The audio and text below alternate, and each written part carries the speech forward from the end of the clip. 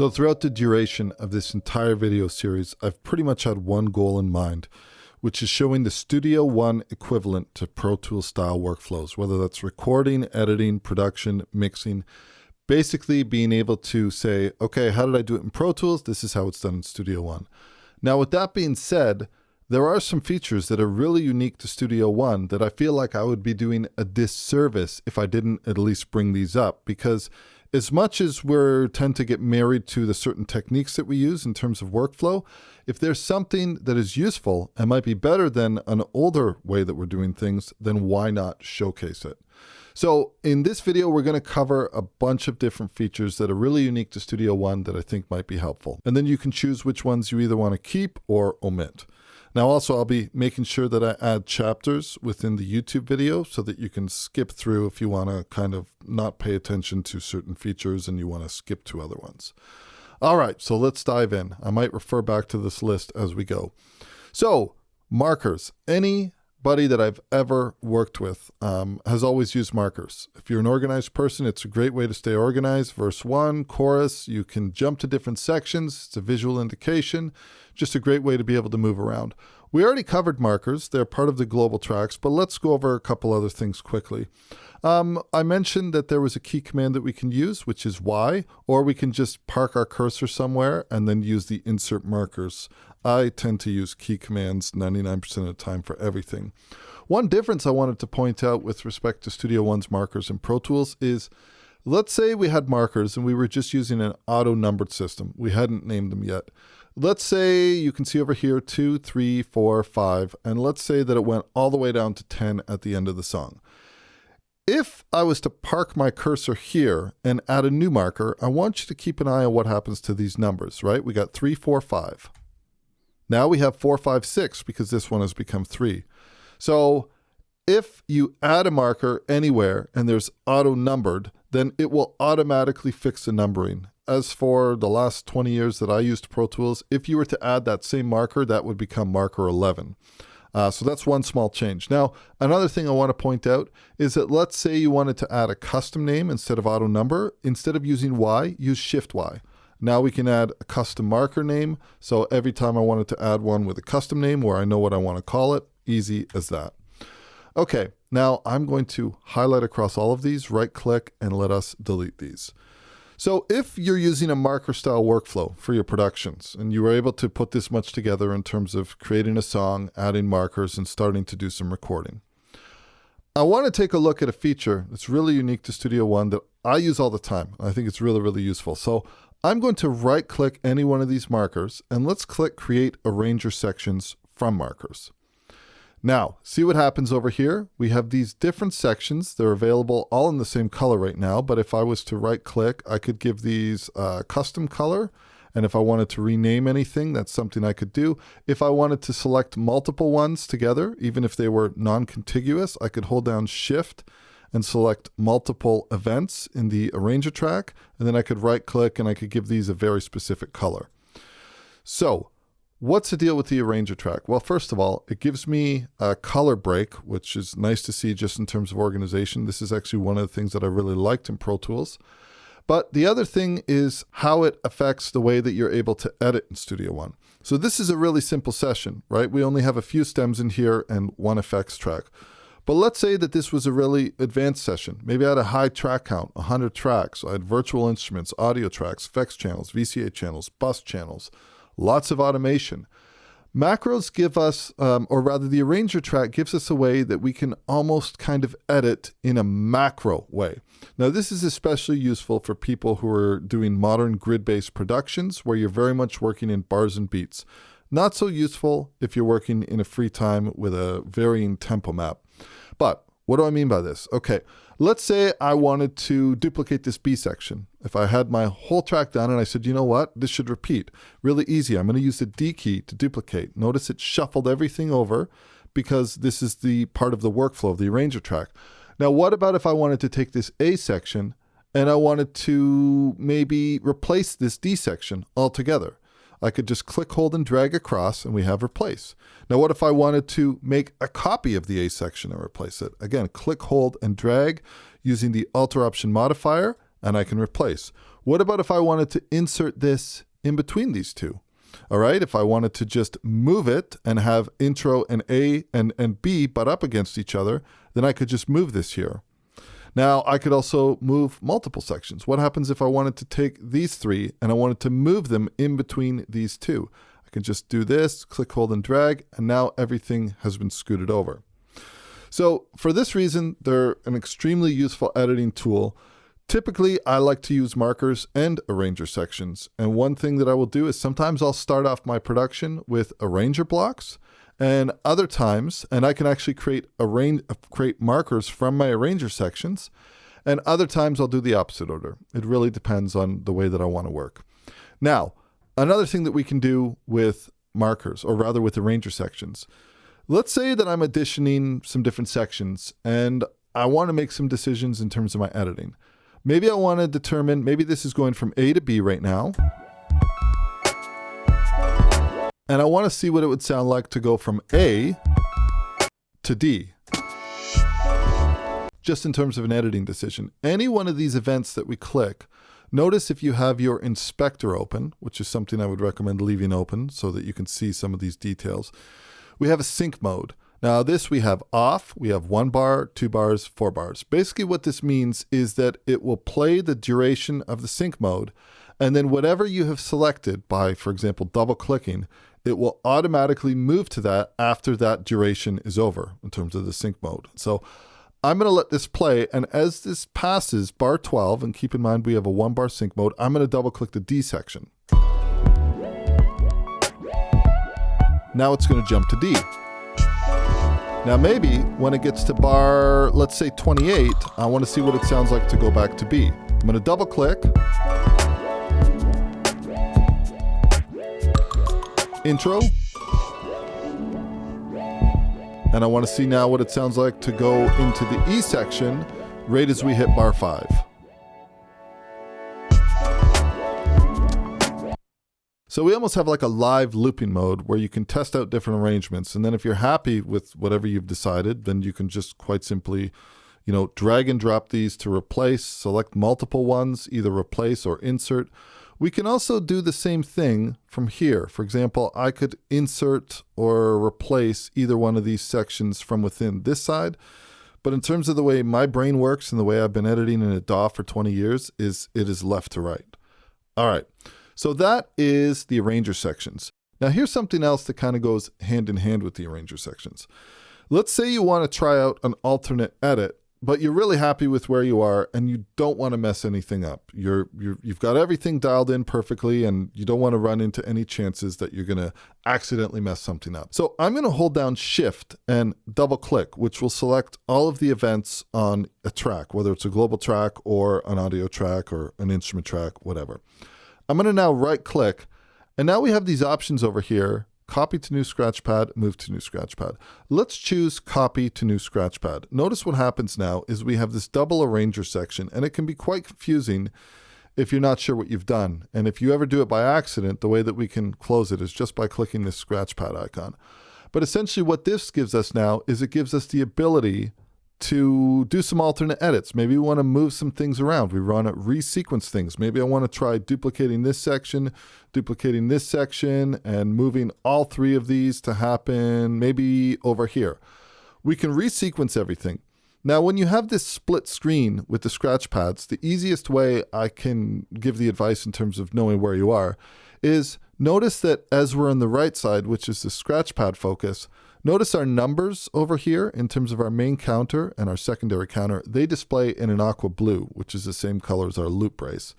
If I click anywhere within my main arrange window, this goes back to this whitish gray color. So that's the easiest way to know where you are in terms of whether you're working from the main timeline or a scratch pad timeline. Now, you could have multiple scratch pads. You have the ability to add a scratch pad, and this gives me a blank slate. Maybe I just want to work on an alternate edit of these 2. Now I can basically just copy these over, and I've dragged these over to my new scratch pad, and then I could do an alternate edit here as needed. Okay, I'm going to hide my scratch pads for now, and let's hop over to the next section. So I'm going to go to my song information to see where we are. Okay, save song version. All right. So this is something that I'm pretty sure other DAWs have this too. I think Logic has something similar to this, but if we take a look at our save menu, we have file, we have save, and we have save as. Now, we all know what save does. It will constantly just save and overwrite your song file or your session. Save as is typically what I would use in Pro Tools if I was working on, for example, different mixes. I may have my main mix, which is a 1.0, and then I may have a 1.1, 1.2, 1.3, so on and so forth. I still work with the save as, but we do have another option that I sometimes use, and it depends really on what I want to do, and that is versions. Okay, so let's take a look at the Save New Version option. Well, the first thing to point out is there's two ways that this works in terms of the ways that we can save a new version. So we have an incremental version, save current state as incremental version, and update document to this version. Basically, think of this as in you're working and you save a new version, and then you continue to work and you save a new incremental version. Maybe this is, you're 30 minutes in, 40 minutes in, 60 minutes in, and you're incrementally saving. The other option that we have is, I'm going to call it like a snapshot. So it says save current state as an alternate version and continue working on the original document. Here's the way that I would use this, and I do use this version all the time, alternate version. I would basically call this, for example, starting point. So if I was working on a mix and I started, I would want to have a blank slate that I can go back to. But I want to basically store that as a snapshot. I don't want that to be the document that's created and that I continue to work with. So if that's the case, I'm going to go starting point, and it's going to be an alternate version. Notice that if I say incremental, it changes here. So we're going to deselect this. We're going to click OK. This is saved a starting point version for me that I can go back to at any given point of time. But it is the main song that's in the song folder. I can continue to leave that the name exactly as is. I don't have to put any details in the name. Now let's say that I'm working, okay, and maybe I make some changes to this mix. I go like this, and I don't know, maybe I turn this up a little bit, and maybe I'm a half an hour in. I'm going to go to File, and I'm going to save a new version. This time it's going to be incremental. And let's call this a rough mix. Okay. Now what's going to happen here is take a look at the track name. This is incremental. This is now going to update in brackets what this is. Now let's say that I keep working and I want to move this up a little bit. So something like that. Now this now becomes maybe 20 minutes down the line, and this becomes my new version. And let's say that I'm ready to send out a mix to a client. So I'm going to save a new version, and I'm going to change this from rough mix to say like mix version 1.0. And this is going to be incremental. So this is going to now kind of overwrite the document that we are now. So now this is my mix version 1.0. And then I end up going back. Let's put this back to where it was. I end up with this particular mix. Maybe a couple things are a little bit different on this. And then I say to myself, okay, this is sounding good now. I'm going to save another version. And keep in mind though, if I was to click save and not save new version, this would just update mix version 1.0, which is the current version that I'm working on. So this one now becomes my 1.1, okay, my incremental version. I'm going to click this. So now we have all these different versions that exist within this one song, okay? Let's say that I want to restore one of those. I'm going to go to restore version. Now, the thing I want to point out is the version that I currently have open, which is mix version 1.1. This will not show up here because we're already in this version. So now, in terms of the options that I have of restoring, well, I have my starting point, which was kind of like a snapshot that we took, the alternate version. Then I had the rough mix that I did. This also gives you the time that it was created. And so I can see, okay, at 10:13 a.m., I saved the rough mix. And then at 10:13, 51 seconds, I saved the version 1.0. I'm currently in the 1.1. And then we had the original, which was created at 9:44. And then I had my starting point. Let's say I want to go back to my starting point mix, which is an alternate version. I can do this quite simply just by clicking OK. Do you want to save your changes? I'll say no. And now this is just simply going to update me back to my starting point. So this could be a way where you could have multiple different versions, and it could almost replace the save as function if you were using incremental versions all the time. You could have whatever you want, and you'd have the ability to just restore a version. Now, the benefit here would be that you would have basically one song file in your folder, And also you would be able to have the information in terms of when these were created. I could choose, so for example, now that I'm in the original version, now I have the option to go back to the 1.1 mix that I had. So instead of looking at a Finder window where you have multiple versions of Save As, for example, this is over here.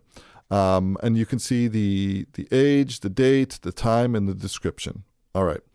So that is saving versions. Let me go back to, let's go back to our song information. I'll go to our song notes. Okay, next up, we're going to take a look at scenes. Now, scenes is something, this was added in version 5, but I tried it out for a while and I immediately stopped using them for one reason in specific. And that reason was because they did not recall automation between different scenes. And that kind of made it, let's call it a deal breaker for me personally. Now, since then, they have recently updated to Studio One version 5.5. And in version 5.5, one of the things that Scenes now supports is automation between scenes. So notice I'm actually running two different versions of Studio One. Something you can do, you can install multiple versions alongside each other. I have 5.4.1, which is what we're currently in, and then I have version 5.5. I'm going to actually, let's just save this, just like this, and I'm going to close this session, okay? Now, I'm going to switch over to 5.5, and we are going to open, I'm going to go to Recent Files, and I'm going to go to Studio One for Pro Tools User Video 14, which is the same song that we just had open in 5.4.1. So now, if we click this little option to show scenes, we have a bunch of different options in terms of our recall options. We have visibility. This is pretty obvious. Think of this as kind of like being able to store visibility states of tracks with your memory locations in Pro Tools. Volume, pan, mute, insert, sends, cue mix, like your headphone mixes, input controls. Then we have recall input channels, recall output channels. So for our outputs over here, this is definitely something that I would want to have checked off. And then in terms of selected channels only, let's say you just wanted to be able to save different recall notes in terms of different settings for only a specific group of channels, like maybe your drums or something. This is something that you could choose for selected channels only. That being said, I'm going to leave this off, which means that anything we're doing, it'll recall the whole entire mix. So let's take that same principle we just spoke about having a bunch of different multiple mixes within one song. And let's see how we could use this in place of something like a save as, or even in place of versions, in terms of saving song versions. So I'm going to create a scene. Let's say that I'm happy with everything, and I'm going to click this option to create a scene 1, and then we're going to call this mix version 1.0. I'm going to click OK. So now we have our mix version 1.0. Now, let's say that I decide, okay, I get some notes back from the client, and they say, you know what? Can you kill the reverb entirely on this? And also, can you turn everything down a little bit or maybe a lot? And I say, sure. So now I've just made some changes to my mix version 1.0. So let's say this becomes now, let's actually make some more changes. Let's change the panning as well. We'll just make some arbitrary changes right over here and maybe like this. So this now becomes my mix version 1.1. So I add a new scene and I say mix version 1.1. Okay, I'm going to click OK.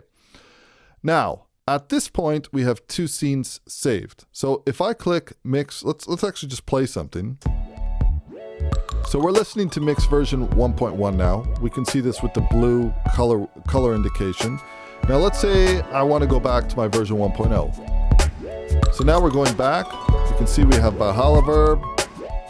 And then I go back to here. So let's say I send them the mix version 1.1 and they say, you know what, that's my bad. I don't like any of those changes. Let's go back to the 1.0 and make a couple tweaks. So you say, okay, I mean, that could be a big problem, but if you were using scenes, you'd go back to the 1.0. And then you get the notes that they say, from the 1.0, let's just bring the reverb down a bit. And also, can you automate the drums in a certain spot? So I say, sure, what would you like me to do? And they say, okay, from bar 17 or from a certain minute mark from 40 seconds on, can you lower these like 5 dB? And I go, okay, no problem. Now we have a brand new mix that we've created, okay? And maybe I'm going to drop this as well. And maybe there are a few panning changes that have been made. So this now becomes my version 1.2. So I'm going to go File, and I'm going to say Mix version 1.2, and I'll click OK. So now let's listen to this mix. Here's our 1.0. Here's our 1.1 that they didn't like at all. And here's our version 1.2. So if you want to use scenes, and especially you could deselect everything, you could just choose the visibility option. This could be a way that you can have scenes that are just for visibility. Maybe you want to have your rhythm section. Maybe you're working on a 200 track mix. It's got a ton of content, and you want to just have different visibility options. Maybe just your VCA masters, or just your bus channels, or just, for example, lead vocal, and that's it, right? You could set up scenes. The main thing to think about here when you set up scenes is the minute that you double click something, it's recalling a mix, for example, these three. Now, the minute I make a change to this, if I don't either update this mix by clicking update scene or create a new scene, then if I was to toggle to, for example, mix 1 and then back here, notice that change was lost. So if I did make some changes to this and I wanted to have them be, make sure that they're not lost, I'd have to right click and update the scene. Then once this is updated, of course, everything works as expected. So that is scenes. The next thing I want to take a look at is macros. Now, undoubtedly, one macro that any Pro Tools user would want to create would be the ability to add your favorite plugins. And also this option over here, we have the option to disable a track, and then we have the option to hide it. But if we take a look at the Pro Tools hide and make inactive, this is something I've mapped out by default because I've created a macro. I mentioned this. So I fire this off, and that basically hides my bass track and makes it inactive. So let's take a look at that particular macro in terms of how I created it. So in order to get to the macros, we are going to click this little icon over here that says macros. Now the next step is we're going to click this little cogwheel, which allows us to have the option to choose the macro organizer. Now, when we choose the macro organizer, we have the option new, edit, delete, and refresh. Okay, let's choose new. Now here, this is where knowing the name of the commands comes in really handy. So what do I want the hide and make inactive to do? Well, first of all, in Studio One, it's called disable and hide, but if we wanted to go by Pro Tools terminology, let's give it a title. So we're going to call it hide and make inactive. Now we could assign groups, so all of our macros in like groups will show up together, and then if you're running like a iPad or a tablet, they'll all be grouped together. I'm not going to do that. And then this just will say disable currently selected tracks and hide them. Now, in terms of how do we get our commands? Okay, so basically we search for the command that we want and then we add it. So the first one I want is disable, and this is under the track menu, disable, so we will add this command. Now the second one I want is hide. So track, hide, we will add this. Now that this has been added, all I would have to do now is click OK, and this will save the macro as a name hide and make inactive. So that's all you have to do. So I'm going to click cancel for a moment, and I'm going to exit out of here for a moment, and let's go to Studio One keyboard shortcuts. And then in this case, I have to search for the macro name if I wanted to map it out to a key command. So I can't remember what I called my other one. It is called hide and disable, and I've mapped this out to a key command. So all you would have to do is click it, enter a key command that's not taken by clicking over here. You would enter your key commands, assign, apply, OK. That's all you have to do. Now, another really useful one that I would suggest is a lot of people will see on this tutorial, they'll see me going like this and adding a Pro EQ, or maybe they'll see me adding like a Pro Q3, things like that. How am I doing this quickly? It's just from the use of macros. This is another one that I would highly advise taking a look at. Again, we're going to open up our macro menu over here by clicking this. Click this cogwheel, open the macro organizer. We're going to click new. Let's go add favorite EQ plugin. And then I would basically say add favorite EQ plugin to current track. We could put this in part of a group if we wanted to. Now the command that we want to choose here, I know it by heart because I use it a lot, but it is called add insert, and you'll see over here, track, add insert to selected channels. This is what you want to use. Now when we click this, this will automatically pop this into the command line, and you'll say, okay, but how do I choose which plugin? There's a section here, it's called arguments, and this has to do with any time you go past something simple, For example, if you have something where you wanted to create an argument that is going to toggle the visibility state, it's either going to be on or off. Or in this case, add an insert. Which insert? This is an argument. So if we double click this section, now we have the ability to, for example, choose something very specific. We could add an effects chain if we've saved some. So you could have your go-to vocal effects chain, which has a bunch of plugins that are already laid out the way you like. And you could basically save that effects chain, and then you use this macro, and then you would choose whatever effects chain that is. So for example, over here, mid-side or whatever you want to do, anything that you want to do, you could add that with an effects chain. In this case, I'm going to choose a device, and let's scroll to something, maybe something soft tube. Let's say I wanted to have a key command that would load my TubeTech Classic Channel Mark II. That's all that this does. It literally only adds this, okay? Now I would go over to my key commands. I would type in add favorite EQ plugin, and then quite simply I would map out a key command to that. So that's macros. Now this last one over here, this is going to be the Chord Track. Now what is the Chord Track? Chord Track is an entirely new way of working that I use it sometimes. I don't use it as much as I thought I would, and mostly I would use it in a writing session where I need flexibility for transposing or a production session, but especially in writing sessions, it's a great thing, especially if you're working with different artists and you're not sure what their ranges are and stuff like that. What is the Chord Track? Well, basically think of the Chord Track as kind of like you would think of a tempo map for a song that had multiple different tempos. So it's basically, I like to call it a harmonic roadmap. Now, the way that we see the Chord Track is you have to have your global tracks visible, and you click the Chord Track icon. Now, we've got a couple different ways in which we can get chord information. We could, for example, hold our command key. This is something I should have mentioned for the arranger track. We can hold the command or control key, and then we have the option to draw in events. Now, when we draw in these events, we can double click them, and we can choose different chords, and then we can cycle to the previous and next events with these arrow keys. But let's say that you have, for example, an audio loop. Maybe somebody strummed something on the acoustic guitar, and they sent it to you.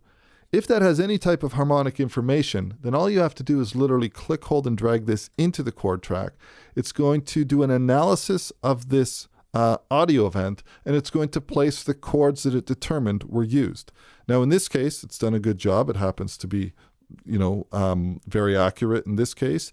Sometimes you may have to do a little bit of editing, and sometimes you might need to modify some of the chords here. Again, we can use these shortcuts to go to the previous and next. Now, here's where the real power of the Chord Track comes in. So we know the chords. Think of this as basically the way that if you have an audio region and you know the source BPM is 120, and then that is embedded as metadata, then if you change your tempo in your DAW, that 120 source file will automatically adapt to whatever tempo you change. It's very similar with the Chord Track. I'm going to highlight all of these events. I'm going to right click. We're going to go to audio, and I'm going to apply chords from Chord Track. So what I'm doing is I'm embedding this harmonic roadmap into my lead vocals. So now you can see the chords are become evident on the events. And if you're not seeing this, this is show chords on events. You toggle that on.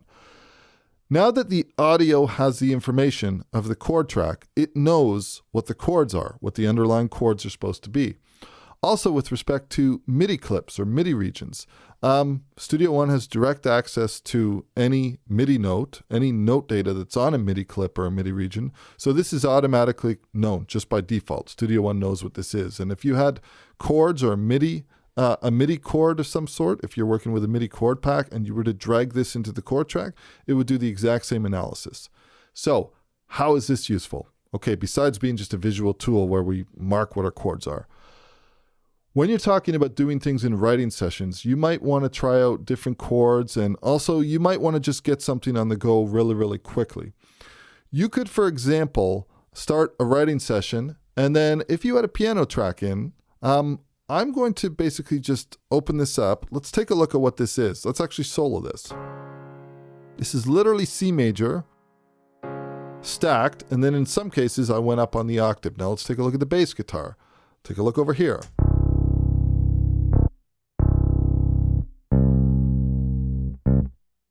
This is me just playing single notes, but they're in the key of C. So What we need to do is we need to open the inspector and we need to give each track a little bit of information. So in terms of these tracks, first of all, I'm going to set the appropriate time stretching algorithm for them. So if we select all of these are all going to be monophonic. So I'm going to use Solo Elastic Pro Monophonic. So now each one of these is in a solo mode. Now for this, you can use pretty much either drums or you can use Sound Elastic Pro format. Sound is basically like polyphonic. So let's choose that. So this is our audio sorted in terms of what algorithm is used for time stretching. Now the next thing I want to do is I'm going to choose a way that these tracks are going to respond to the chord track. And this is their follow chord mode. I generally leave these all set to parallel all the time. Now on the virtual instruments, we obviously don't have to choose an algorithm, but we do have a follow mode as well. So for the virtual instrument modes for the piano, I'm going to say parallel. Notice what just happened here, okay? Let me undo that and let me redo that. Take a look what happened. First of all, we got this chord track icon. Secondly, all of these just jumped up. They literally just changed. Now let's go to our bass track, okay? Keep in mind, these are all pretty much just single notes that are spread across. Instead of the parallel mode, in this case, I'm going to use bass.